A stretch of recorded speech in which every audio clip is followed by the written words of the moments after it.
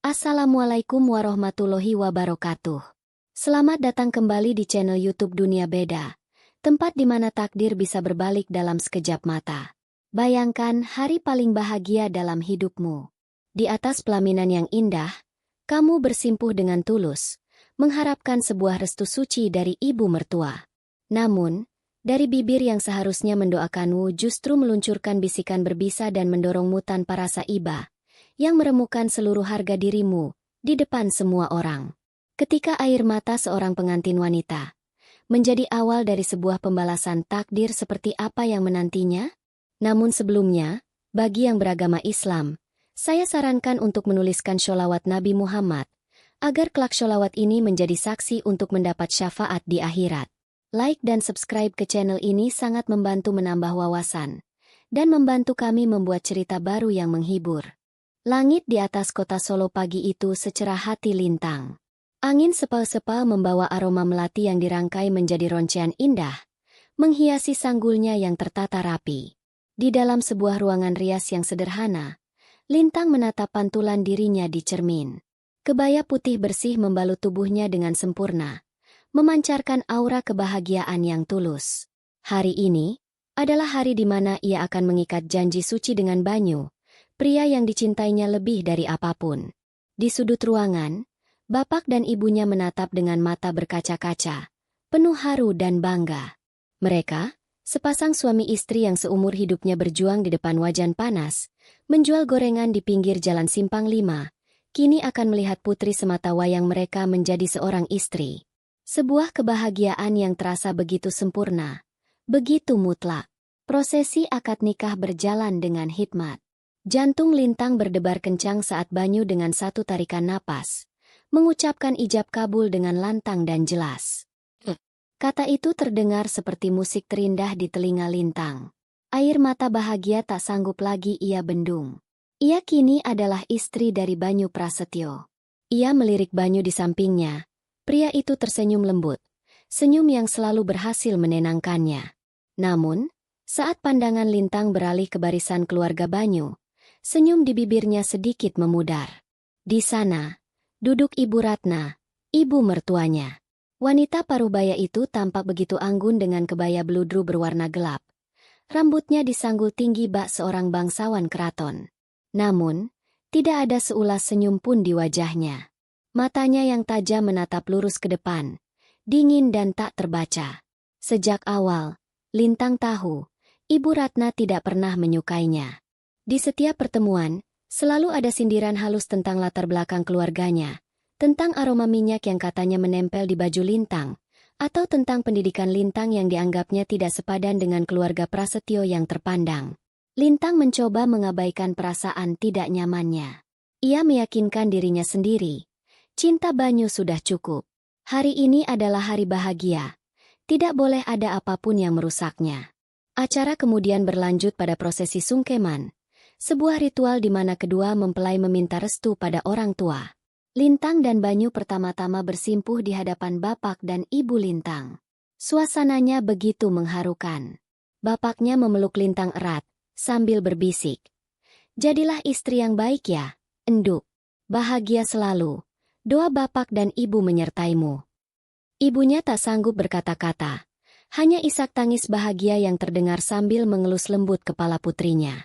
Lintang merasa hatinya hangat, dipenuhi cinta yang begitu murni. Kemudian, tiba giliran mereka bersimpuh di hadapan orang tua Banyu. Ayah Banyu, Bapak Wijoyo, seorang pria pendiam, menerima sungkem mereka dengan senyum tipis dan menepuk bahu putranya. Kini, tibalah saatnya. Momen yang paling membuat Lintang gugup. Ia bergerak perlahan, merendahkan tubuhnya, dan bersimpuh di hadapan Ibu Ratna. Keheningan tiba-tiba terasa begitu pekat. Lintang menundukkan kepalanya dalam-dalam, mengulurkan kedua tangannya untuk meraih tangan ibu mertuanya, berharap sebuah usapan lembut dan kata-kata restu. Namun, tangan Ibu Ratna tetap diam di atas pangkuannya. Detik-detik berlalu terasa seperti selamanya. Para tamu undangan mulai berbisik-bisik, merasakan kejanggalan di udara. Lintang memberanikan diri mengangkat sedikit wajahnya, menatap ibu mertuanya dengan tatapan memohon. Saat itulah, Bibir Ibu Ratna yang dilapisi gincu merah menyala, bergerak. Bukan untayan doa yang keluar. Bukan pula kata-kata restu yang menenangkan. Dengan suara rendah yang sengaja dibuat agar hanya terdengar oleh orang-orang terdekat, sebuah kalimat tajam meluncur, menusuk langsung ke jantung Lintang. Jangan harap aku bisa merestui pernikahan ini. Suara itu dingin, tanpa emosi, membuat darah Lintang seakan berhenti mengalir. Ibu Ratna sedikit mencondongkan tubuhnya, tatapannya menghina, seolah sedang melihat sesuatu yang menjijikan. Bau minyak gorengan orang tuamu itu menempel padamu. Kamu hanya akan jadi aib di keluarga terhormat kami. Dunia Lintang seakan runtuh seketika. Kata-kata itu, lebih tajam dari sembilu, mengoyak seluruh kebahagiaan yang baru saja ia rasakan. Napasnya tercekat di tenggorokan. Panas menjalar ke pipinya, dan matanya yang tadi berkaca-kaca karena bahagia, kini mengalirkan air mata perih karena luka yang teramat dalam. Ia melihat bayangan Banyu yang membeku di sampingnya, tak mampu berbuat apa-apa. Ia melihat wajah pias Bapak Wijoyo yang cepat-cepat membuang muka. Dan yang paling menyakitkan, ia melihat dari sudut matanya, kedua orang tuanya yang duduk di seberang, wajah mereka pucat pasi, menahan malu dan sakit hati yang luar biasa untuk putri mereka. Di tengah ruangan yang penuh dengan dekorasi indah, di hari yang seharusnya menjadi hari paling membahagiakan, Lintang merasa begitu kecil, begitu hina, dan begitu sendirian. Pesta pernikahan impiannya telah ternoda. Mobil pengantin yang membawa Lintang dan Banyu berhenti di depan sebuah rumah megah di kawasan Manahan, Solo. Sebuah rumah dengan pilar-pilar tinggi dan halaman yang begitu luas, di mana rumputnya dipangkas rapi seperti karpet hijau. Ini adalah rumah keluarga Prasetyo, dan mulai hari ini adalah rumah Lintang juga. Namun, saat ia melangkahkan kaki melewati gerbang besar itu, tidak ada perasaan hangat yang menyambutnya. Rumah itu terasa seperti sebuah istana, besar dan megah, namun juga dingin dan sunyi. Ibu Ratna menyambut mereka di ambang pintu, bukan dengan pelukan hangat, melainkan dengan tatapan tajam yang seolah memindai Lintang dari ujung rambut hingga ujung kaki. Kamar kalian di atas. Bawa barang-barangmu. Jangan mengotori lantai. Hanya itu yang ia katakan, sebelum berbalik dan menghilang ke dalam. Banyu hanya bisa tersenyum canggung pada Lintang, seolah meminta maaf tanpa kata. Hari-hari pertama Lintang sebagai seorang menantu di keluarga Prasetyo terasa seperti berjalan di atas pecahan kaca. Setiap gerakannya diawasi, setiap tindakannya dinilai. Ia berusaha keras untuk beradaptasi, untuk menjadi menantu yang baik. Pagi-pagi sekali, ia sudah bangun, berniat membuatkan sarapan untuk keluarga barunya. Dengan semangat, ia memasak nasi goreng spesial, hidangan sederhana yang selalu menjadi favorit Banyu. Aroma bawang dan cabai yang ditumis memenuhi dapur yang luas dan modern itu. Namun, saat Ibu Ratna muncul, wajahnya langsung mengernyit tidak suka. Bau apa ini pagi-pagi? Asap semua. Gerutunya. Ia melirik wajan di tangan Lintang dengan tatapan jijik. Di rumah ini kami sarapan dengan roti gandum atau sereal. Bukan makanan berminyak seperti ini. Simpan saja untukmu. Lintang hanya bisa menelan ludah, mematikan kompor dengan tangan sedikit gemetar. Nasi goreng yang ia masak dengan penuh cinta, kini terasa hambar bahkan sebelum ia mencicipinya. Penderitaan Lintang tidak berhenti di situ. Beberapa hari kemudian, Ibu Ratna mengadakan arisan dengan teman-teman sosialitanya. Lintang diminta untuk ikut bergabung. Dengan sedikit gugup, Lintang mengenakan gaun terbaik yang ia punya dan mencoba tersenyum ramah pada semua orang. Namun, ia merasa seperti seekor ikan kecil yang dilempar ke dalam akuarium berisi ikan-ikan predator. Ibu Ratna memperkenalkannya dengan cara yang begitu merendahkan. "Oh, kenalkan ini Lintang, istrinya Banyu," katanya dengan nada yang dibuat-buat manis. "Dia sederhana sekali orangnya. Orang tuanya punya usaha kuliner kecil-kecilan di pinggir jalan." Kata kecil-kecilan itu diucapkan dengan penekanan, dan para tamu wanita yang mengenakan perhiasan berkilauan itu menatap Lintang dengan senyum kasihan yang dibuat-buat. Lintang merasa telanjang. Harga dirinya seolah dilucuti di depan banyak orang. Ia hanya bisa menunduk, berharap bisa menghilang dari ruangan itu. Setiap malam, Lintang mencoba berbicara pada Banyu. Ia menumpahkan semua rasa sakit dan kesepian yang ia rasakan. Ia menceritakan bagaimana tatapan ibu mertuanya selalu membuatnya merasa tidak berharga, bagaimana sindiran-sindirannya terasa begitu menyakitkan. Namun, reaksi Banyu selalu sama. Pria itu akan memeluknya, mengusap punggungnya, dan mengucapkan kalimat yang selalu berhasil membuat Lintang merasa lebih putus asa. "Sabar ya, sayang," bisiknya lembut. Mama memang begitu orangnya. Karakternya keras dari dulu, tapi sebenarnya hatinya baik. Tolong mengerti ya, demi aku. Jangan diperpanjang lagi masalah ini. Banyu tidak pernah sekalipun mencoba berbicara pada ibunya. Ia memilih jalan aman, menghindari konfrontasi, dan membiarkan istrinya menanggung beban itu sendirian. Lintang mulai mengerti, Banyu mencintainya, tapi rasa takutnya pada sang ibu jauh lebih besar daripada keberaniannya untuk membela istrinya. Suatu sore, saat Lintang merasa sangat rindu, ia menelepon ibunya. Terdengar suara ceria ibunya di seberang telepon, menanyakan kabarnya dengan penuh semangat. "Bagaimana, Enduk? Kamu bahagia kan? Mertuamu baik?" Pertanyaan itu terasa seperti ribuan jarum yang menusuk hatinya. Lintang ingin berteriak, ingin menangis, ingin mengadukan segalanya. Tapi ia tidak sanggup. Ia tidak tega menambah beban pikiran orang tua yang sudah berjuang seumur hidup untuknya. Dengan suara yang ia paksa agar terdengar ceria, ia menjawab, "Alhamdulillah, Bu. Lintang bahagia sekali. Semuanya baik di sini." Setelah menutup telepon, ia berlari ke kamar mandi, menyalakan keran air sekeras mungkin, dan menangis sejadi-jadinya, agar tidak ada seorang pun yang mendengar isak tangisnya. Malam itu, saat ia berbaring di ranjang empuk di kamar tidurnya yang mewah, ia menatap punggung Banyu yang sudah terlelap. Kamar ini, rumah ini, terasa seperti sangkar emas yang indah namun mematikan. Perlahan, sebuah pertanyaan yang menakutkan mulai merayap di benaknya.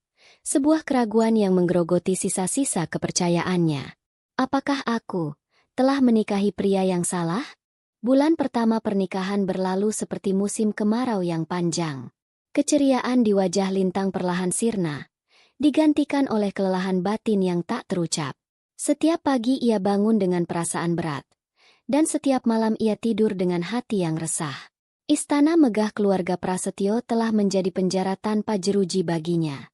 Ia lebih sering menghabiskan waktu di dalam kamar atau di dapur, tempat-tempat di mana ia bisa meminimalisir pertemuannya dengan Ibu Ratna.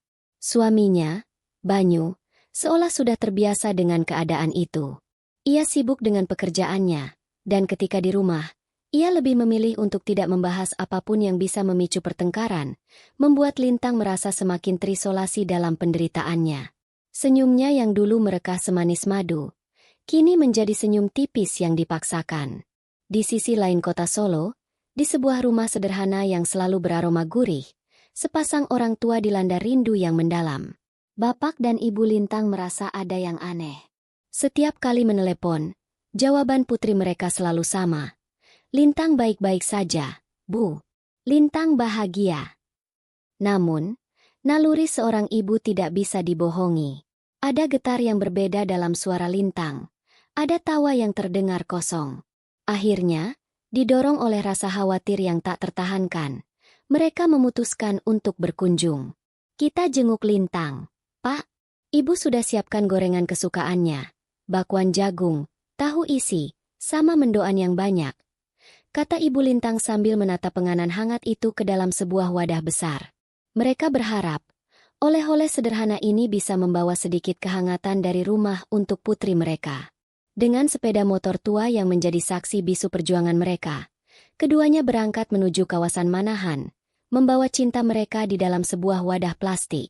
Kedatangan mereka menjadi kejutan bagi Lintang. Saat melihat bapak dan ibunya berdiri di depan gerbang, seberkas cahaya kebahagiaan yang tulus terpancar dari wajahnya untuk pertama kali setelah sekian lama.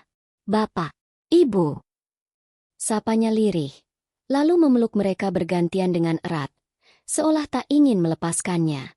Ia membawa mereka masuk ruang tamu yang luas dan mewah, tempat yang terasa begitu asing bagi kedua orang tuanya.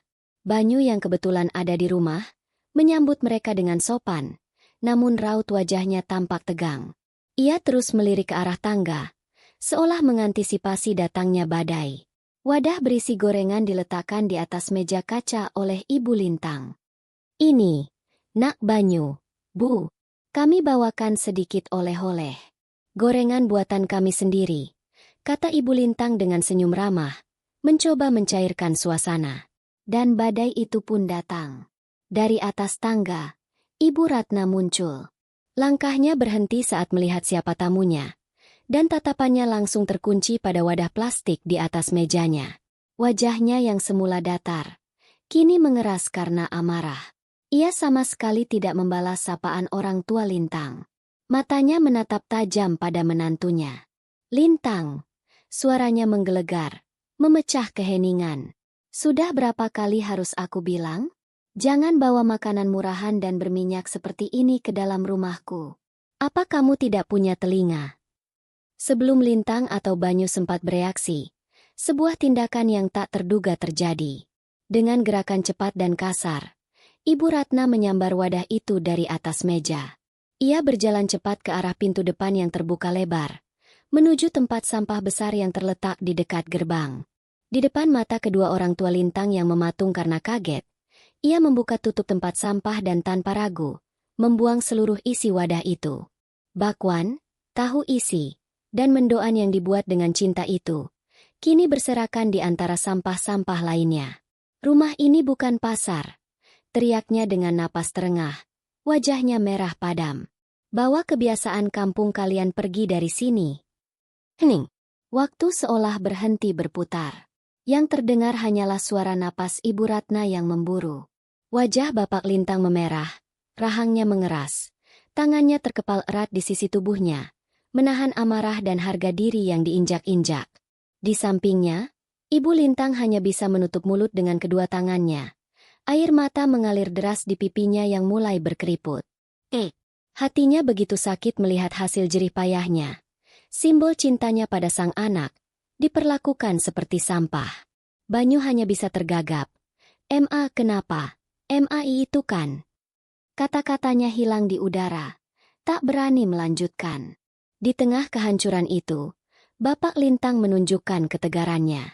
Ia menarik napas dalam-dalam, lalu menepuk pelan bahu istrinya. "Sudah, Bu, ayo kita pulang," katanya dengan suara yang tenang, namun penuh luka. "Sepertinya kita tidak diterima di sini." Ia menuntun istrinya yang berjalan gontai, melewati Ibu Ratna tanpa menoleh sedikit pun, dan keluar dari gerbang neraka itu. Lintang tidak bergerak. Ia hanya berdiri mematung, menatap punggung kedua orang tuanya yang semakin menjauh. Suara motor mereka yang dinyalakan, lalu perlahan menghilang di telan jalanan, terdengar seperti suara hatinya yang remuk berkeping-keping. Ketika sunyi kembali menyelimuti, Lintang berbalik. Matanya kering. Tidak ada lagi air mata. Yang ada hanyalah tatapan kosong yang dingin dan menusuk. Ia menatap Banyu, lalu beralih ke Ibu Ratna yang masih berdiri dengan angkuh. Dengan suara yang datar dan tanpa getar, ia berkata, "Aku tidak bisa tinggal di sini lagi." Pernyataan Lintang yang tenang dan dingin itu menggantung di udara, lebih mengejutkan daripada teriakan sekalipun. Ibu Ratna, yang terbiasa melihat Lintang menunduk dalam diam, terperangah. Untuk sesaat, ia kehilangan kata-kata. Banyu adalah yang pertama bereaksi. Wajahnya pucat karena panik. Ia melangkah maju, meraih lengan Lintang. "Sayang, jangan begini. Jangan ambil keputusan waktu emosi. Kita bisa bicarakan ini baik-baik, ya? Aku mohon." Bujuknya dengan suara gemetar. Lintang menarik lengannya perlahan. Ia menatap Banyu, dan untuk pertama kalinya, Banyu melihat tatapan yang belum pernah ia lihat sebelumnya. Bukan tatapan cinta yang lembut, melainkan tatapan lelah yang dipenuhi kekecewaan. "Sudah tidak ada yang perlu dibicarakan lagi, Mas," jawab Lintang, suaranya tetap datar. "Aku sudah cukup bersabar. Aku sudah cukup mengerti. Aku bisa menahan semua hinaan untuk diriku sendiri. Tapi hari ini, Ibu sudah menghina bapak dan ibuku. Mereka adalah sumber hidupku. Kehormatan mereka adalah kehormatanku. Dan Mas hanya diam.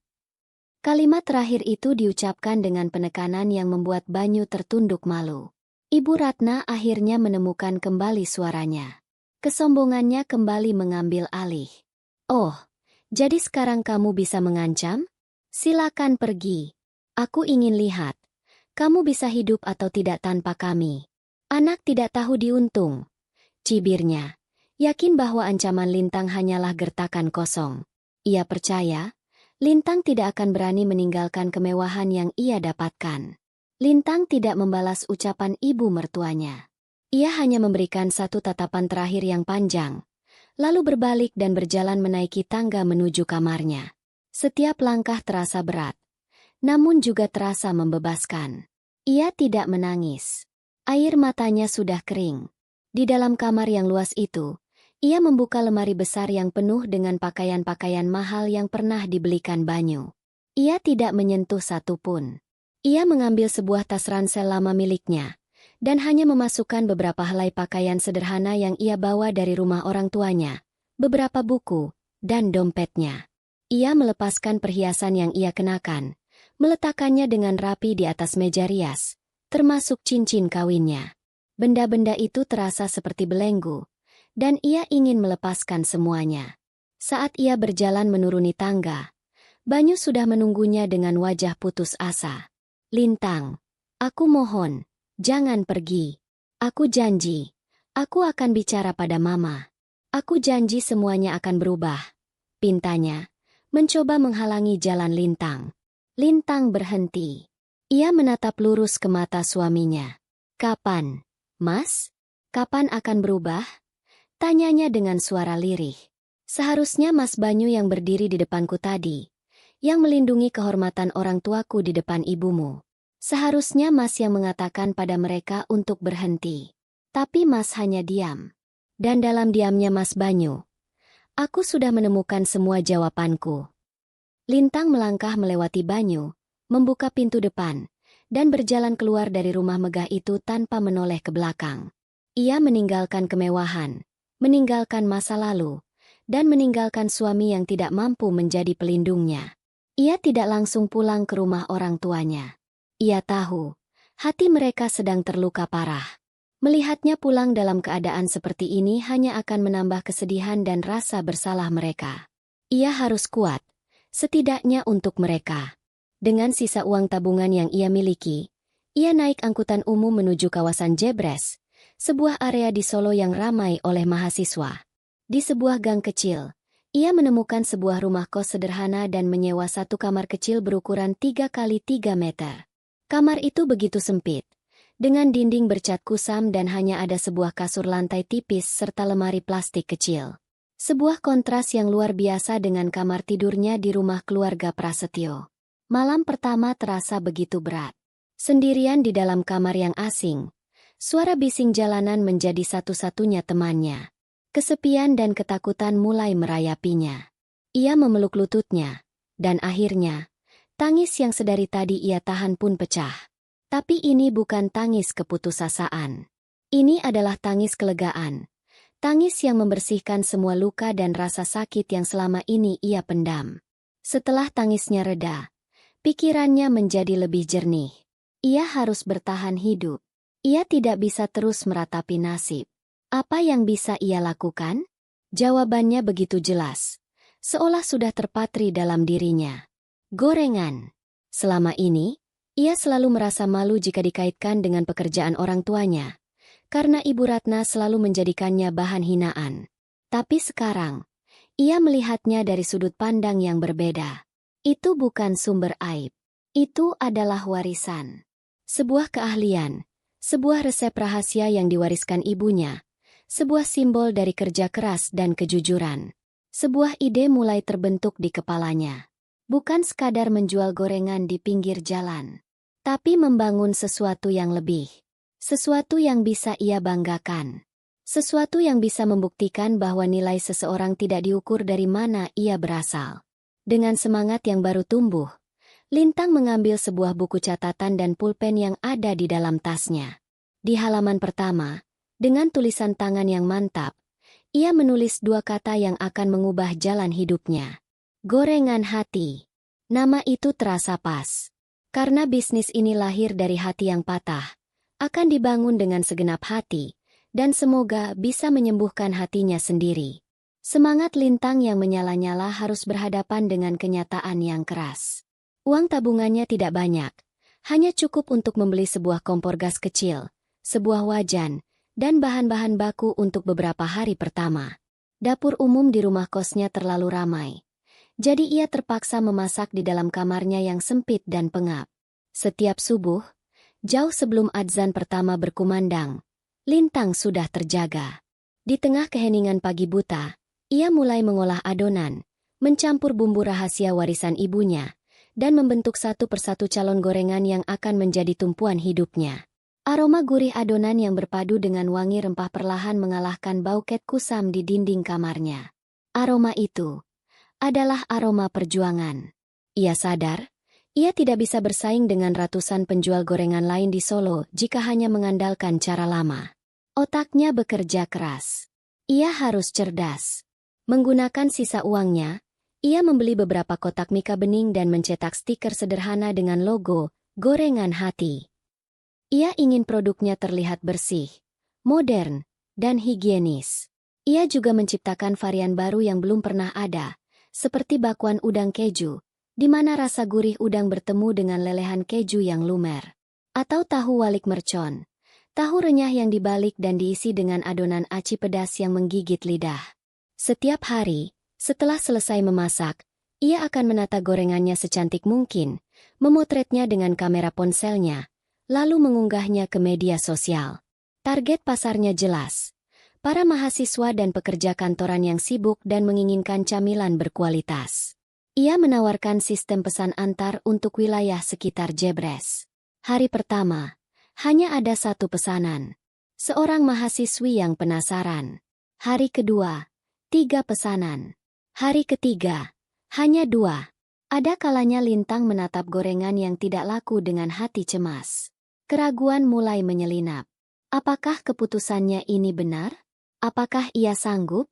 Namun, setiap kali keraguan itu datang, ia akan teringat pada wajah kedua orang tuanya yang menahan malu, dan pada hinaan pedas Ibu Ratna. Rasa sakit itu berubah menjadi bahan bakar. Ia tidak boleh gagal. Ia terus berusaha, meminta masukan dari setiap pelanggan, dan tak pernah sekalipun menurunkan kualitas bahan-bahannya. Keajaiban datang di minggu kedua. Seorang mahasiswa yang juga seorang selebgram kuliner lokal, memesan gorengan hati, karena penasaran dengan unggahan fotonya. Pemuda itu begitu terkesan. Ia tidak menyangka jajanan yang dianggap biasa, bisa disajikan dengan begitu istimewa. Malam itu juga, ia mengunggah sebuah ulasan video yang panjang. Ia memuji kemasan yang rapi, tekstur gorengan yang renyah di luar namun lembut di dalam, dan yang terpenting, tidak terlalu berminyak. Ia menyebut gorengan hati sebagai revolusi dunia pergorengan di Solo. Video itu meledak. Ribuan orang menontonnya. Ratusan membagikannya.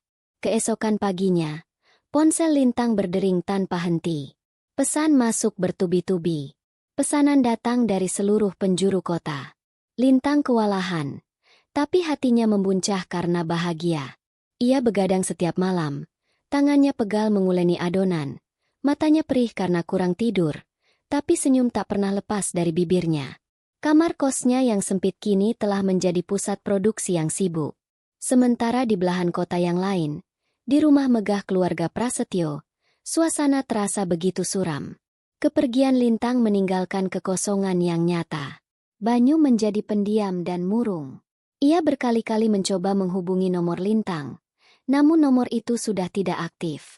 Ia mencoba mencari ke rumah orang tua Lintang, namun rumah itu selalu sepi, seolah mereka sengaja menghindarinya. Penyesalan menggerogotinya setiap hari.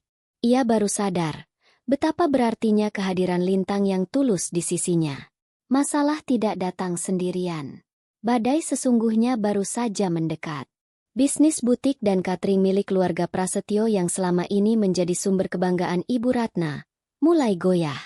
Bapak Wijoyo, suaminya, tampak semakin stres. Suatu malam, ia memanggil Banyu ke ruang kerjanya. Dengan wajah lelah, ia menunjukkan setumpuk surat tagihan. "Rekan bisnis kita menipu kita, Nyu," kata Bapak Wijoyo dengan suara berat. "Investasi yang kita tanamkan dibawa kabur. Kas perusahaan kosong. Kita terlilit utang besar pada pemasok." Banyu terperangah. Dunia yang selama ini ia anggap kokoh, kini berada di ambang kehancuran. Ibu Ratna, yang mendengar percakapan itu, menolak untuk percaya. Itu tidak mungkin. Ini pasti karena perempuan sialan itu pergi dari rumah ini. Dia membawa sial, teriaknya histeris, menyalahkan Lintang atas masalah yang sama sekali bukan salahnya. Ia masih hidup dalam penyangkalan, tidak mampu menerima bahwa pilar kebanggaan dan kesombongannya akan segera runtuh. Di penghujung bulan itu, dua adegan terjadi di dua tempat yang berbeda. Di kamar kosnya yang sederhana, Lintang menatap layar ponselnya dengan mata berbinar. Sebuah pesan masuk dari panitia acara musik di Universitas 11 Maret, memesan 1000 buah gorengan hati untuk acara mereka. Ini adalah pesanan catering pertamanya, sebuah lompatan besar bagi bisnisnya. Wajahnya yang sedikit kotor karena tepung terigu, bersinar terang oleh senyum kemenangan. Di saat yang bersamaan, di ruang kerja yang mewah dan berpendingin udara, Banyu dan bapaknya menatap selembar surat terakhir yang baru saja datang. Surat pemberitahuan sita aset dari bank. Bayangan kebangkrutan yang menakutkan kini bukan lagi sekadar ancaman, tapi sudah menjadi kenyataan pahit di depan mata. Roda nasib benar-benar telah berputar. 6 bulan berlalu bagai kedipan mata. Gorengan hati bukan lagi sekadar bisnis rumahan di sebuah kamar kos. Lintang, dengan kejelian dan kerja kerasnya, berhasil menyewa sebuah ruko kecil di pinggir jalan utama yang ramai, tak jauh dari gerbang belakang kampus Universitas 11 Maret. Papan nama dengan tulisan, "Gorengan Hati," terpampang jelas, mengundang siapa saja yang lewat. Di dalamnya, sebuah dapur yang layak dan bersih menjadi pusat operasinya. Ia bahkan sudah bisa mempekerjakan 3 orang ibu-ibu dari lingkungan sekitar yang membutuhkan pekerjaan. Momen paling membahagiakan adalah ketika ia menjemput kedua orang tuanya dan menunjukkan usaha yang ia bangun dari nol. Air mata haru dan bangga mengalir di pipi mereka. Kini, bapak dan ibunya sering datang membantu, bukan sebagai pekerja, tetapi sebagai penasihat terhormat, memastikan resep warisan keluarga tetap terjaga kualitasnya. Lintang telah mengubah hinaan menjadi mahkota. Sementara itu, takdir keluarga Prasetyo bergerak ke arah sebaliknya. Ramalan kebangkrutan itu menjadi kenyataan. Butik dan bisnis catering mereka gulung tikar. Rumah megah di Manahan disita oleh bank. Semua aset mereka ludes untuk membayar utang. Dari puncak kemewahan, mereka terhempas ke dasar. Kini, Banyu, Bapak Wijoyo, dan Ibu Ratna tinggal di sebuah rumah kontrakan kecil di gang sempit. Sebuah lingkungan yang dulu selalu mereka pandang sebelah mata. Ibu Ratna menjadi pendiam dan sering melamun. Kesombongannya telah direnggut paksa oleh keadaan. Bapak Wijoyo tampak 10 tahun lebih tua. Dan Banyu, ia hidup dalam penyesalan yang tak berkesudahan. Dari beberapa teman, ia mendengar kabar kesuksesan Lintang. Ada rasa sakit, namun juga secercah kekaguman. Setelah perdebatan panjang dan menelan harga diri mereka bulat-bulat, Banyu meyakinkan orang tuanya. Satu-satunya harapan mereka adalah Lintang. Sore itu, di tengah ramainya kedai Gorengan Hati, sebuah mobil sewaan yang sudah usang berhenti di seberang jalan. 3 sosok turun dari mobil itu. Banyu, Bapak Wijoyo, dan Ibu Ratna yang wajahnya tertunduk dalam, berjalan ragu mendekati kedai itu. Aroma gurih yang dulu mereka hina, kini tercium seperti ironi yang menyakitkan. Mereka melihat Lintang di balik meja kasir, memberikan arahan pada pegawainya dengan senyum ramah dan tatapan percaya diri. Ia bukan lagi gadis penakut yang mereka kenal. Setelah mengumpulkan segenap keberaniannya, Banyu melangkah masuk dan memanggil nama Lintang dengan lirih. Lintang terkejut melihat mereka. Suasana di kedai yang tadinya riuh, mendadak terasa hening. Lintang meminta salah satu pegawainya menggantikannya di kasir, lalu membawa ketiga tamunya yang tak diundang itu ke sebuah ruangan kecil di belakang yang ia gunakan sebagai kantor. Di dalam ruangan sempit itu, Banyu, dengan kepala yang tak berani ia angkat, menceritakan semua yang telah terjadi. Ia menceritakan tentang kebangkrutan, tentang utang, dan tentang keputusasaan mereka. Dengan suara yang nyaris tak terdengar, ia memohon bantuan Lintang, pinjaman untuk memulai hidup baru. Bapak Wijoyo hanya bisa menatap lantai dengan tatapan kosong, sementara Ibu Ratna duduk mematung, wajahnya pucat pasi, bibirnya terkunci rapat oleh sisa-sisa gengsinya yang telah hancur. Lintang mendengarkan semuanya dengan tenang. Tidak ada raut kemenangan di wajahnya. Tidak ada senyum sinis. Setelah Banyu selesai bicara, Lintang menarik napas panjang. Ia menatap lurus pada Ibu Ratna, wanita yang telah menorehkan luka paling dalam di hatinya. Uang yang akan ibu pinjam ini. Lintang memulai. Suaranya tenang namun setiap katanya terasa berbobot. Baunya sama persis seperti yang dulu ibu hina. Bau minyak gorengan. Uang ini berasal dari tepung dan bumbu yang ibu sebut murahan. Lintang berhenti sejenak, membiarkan kata-katanya meresap. Keringat dan kehormatan orang tua saya yang ibu injak-injak ternyata lebih berkah dan lebih bernilai daripada semua kesombongan yang ibu miliki. Tepat saat itu, Banyu tidak sanggup lagi menahannya. Ia mengangkat wajahnya. Matanya merah menahan tangis. "Cukup, Ma. Cukup," katanya pada ibunya. Lalu ia berbalik pada Lintang. "Semua ini salah kami, Lin. Selku. Aku yang gagal menjadi suami untukmu. Aku yang pengecut. Dan Mama. Mama dibutakan oleh gengsi. Seharusnya Mama yang minta maaf. Seharusnya aku yang berlutut meminta maaf padamu." Dengan tulus, Banyu menatap Lintang. "Lintang, aku minta maaf. Aku tidak berani memintamu kembali, karena aku tidak pantas untukmu. Aku hanya minta maaf atas semua rasa sakit yang pernah aku berikan." Mendengar pengakuan putranya sendiri, pertahanan terakhir Ibu Ratna pun runtuh. Wanita itu terisak, bahunya berguncang hebat. Sebuah tangisan penyesalan yang sesungguhnya. "Maafkan Ibu, Lintang. Maafkan kesombongan Ibu." Isaknya di antara air mata. Melihat pemandangan itu, Lintang tahu, pembalasan terbaik bukanlah dengan menolak, melainkan dengan menunjukkan kebesaran hati. Ia menatap mereka semua. "Aku akan bantu," katanya. "Tapi bukan dengan memberikan uang. Aku akan memberikan kalian kesempatan." Ia menatap Bapak Wijoyo. "Bapak punya pengalaman di bidang keuangan, kan? Saya butuh manajer keuangan untuk mengurus pembukuan, gorengan hati, yang semakin rumit." Lalu ia menatap Banyu. "Dan kamu, Mas, jika kamu mau memulai dari nol, belajar kerja keras sesungguhnya, saya butuh orang di bagian operasional." Setahun kemudian, Gorengan Hati sudah memiliki 3 cabang di Solo dan menjadi buah bibir. Lintang kini adalah seorang pengusaha muda yang disegani. Banyu bekerja dengan tekun di salah satu cabang. Ia menjadi pribadi yang lebih bertanggung jawab dan rendah hati, perlahan mencoba membangun kembali jembatan kepercayaan dengan Lintang. Hubungan mereka tidak langsung kembali seperti semula, namun ada jalan menuju penyembuhan.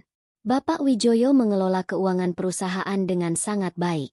Dan Ibu Ratna, ia menjadi wanita yang berbeda. Kadang, ia terlihat di kedai, dengan canggung membantu melipat kotak kemasan atau sekadar memastikan kebersihan. Tangannya yang dulu hanya terbiasa memegang tas mahal, kini mulai akrab dengan pekerjaan sederhana. Di wajahnya, terpancar ketenangan yang tidak pernah ia miliki saat bergelimang harta. Suatu sore, Lintang berdiri di depan kedai utamanya bersama kedua orang tuanya, menatap pelang Gorengan Hati yang bersinar terang. Ia tersenyum. Ia telah membuktikan bahwa kehormatan sejati tidak lahir dari keturunan atau kemewahan, tapi dari hati yang sabar, tangan yang mau bekerja keras, dan jiwa yang mampu memaafkan. Tamat. Kisah Lintang mengajarkan kita beberapa pelajaran berharga. bahwa nilai dan kehormatan seseorang tidak pernah ditentukan oleh status sosial atau pekerjaan orang tuanya, melainkan oleh akhlak, kerja keras, dan kebaikan hatinya. Kesombongan hanya akan membawa pada kehancuran, sedangkan kesabaran dan keteguhan hati pada akhirnya akan membuahkan hasil yang manis. Dan yang terpenting, memaafkan bukan berarti melupakan, tapi melepaskan beban di hati untuk bisa melangkah maju menuju kebahagiaan yang lebih besar. Terima kasih sudah menyimak cerita ini sampai selesai. Jika kalian suka dengan kisah perjuangan Lintang, jangan lupa untuk menekan tombol like. Tulis juga pendapat kalian di kolom komentar di bawah. Apa yang akan kalian lakukan jika berada di posisi Lintang? Dan pastinya, jangan lupa subscribe channel ini agar tidak ketinggalan cerita-cerita inspiratif lainnya. Sampai jumpa di cerita berikutnya.